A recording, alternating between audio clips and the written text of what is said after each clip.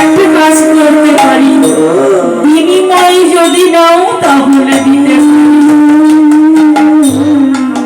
এই চাউলের বদলে তোমাকে আমাকে কিছু দিতে হবে। মা আমারও মনে মনে ভাবছে আমার কি আছে, আরে কি মা দেব,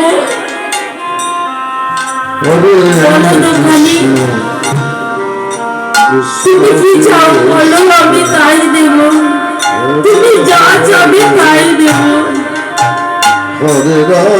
তুমি যদি দিতে পারো তাহলে তোমার যা যা লাগবে আমি সব দেব, আমি দেব। আমার যদি ক্ষমতার মধ্যে থাকে আমি দেব, কিন্তু দেবে তো বলছো, কিন্তু কি সত্যি অঙ্গীকারে আবদ্ধ হতে হবে, হবে? ইহাই সত্য, ইহাই সত্য, ইহাই সত্য।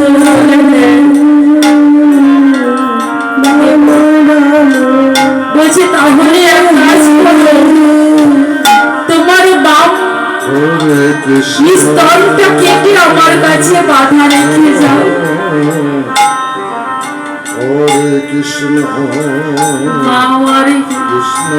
কোন বিপদে পড়লো, একদিকে অতিথি বসে আছে, প্রভুকে স্মরণ করে বললেন, প্রভু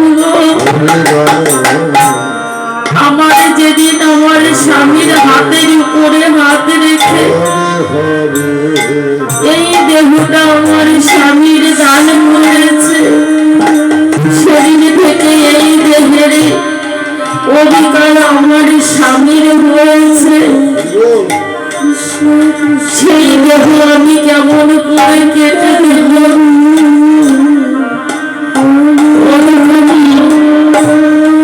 তুমি একটু অপেক্ষা করো, আমার স্বামীর কাছ থেকে আমি অনুমতি নিয়ে আসি। মা আমার কাঁদতে কাঁদতে নিজের কুঠিরের দিকে আসলো।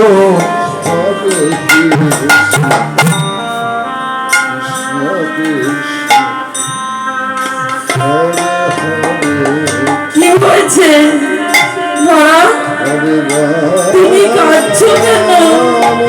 তুমি ভিক্ষায় কিছু পাওনি? না গো, ভিক্ষায় কিছু পাইনি, কিন্তু একটা উপায় পেয়েছি। তাহলে বসে আছো কেন, দেরি করছো কেন? আমার অনুমতি চাই। কিসে? ওখানে আগে দোকানি আছে, সেই দোকানি আমার স্তনটা কেটে বাধা রাখলে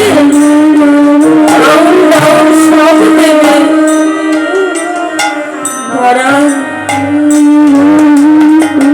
ভালো কথা তো,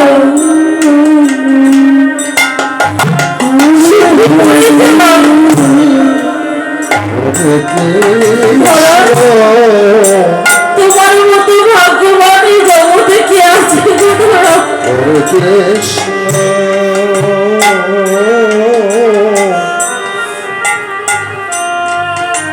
তোমার এই দেহ দিয়ে আজ গোবিন্দ সেবা হবে।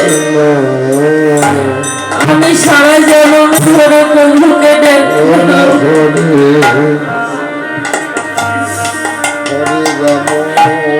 তবু আমার এই দেহ গোবিন্দ সেবাই লাগলো না। তোমার মতো ভাগ্যবানের কে আছে? যাও ধরে কৃষ্ণ খেতে ধরা কৃষ্ণ, যদি তুমি প্রভুর দর্শন করো তাহলে আমার কথা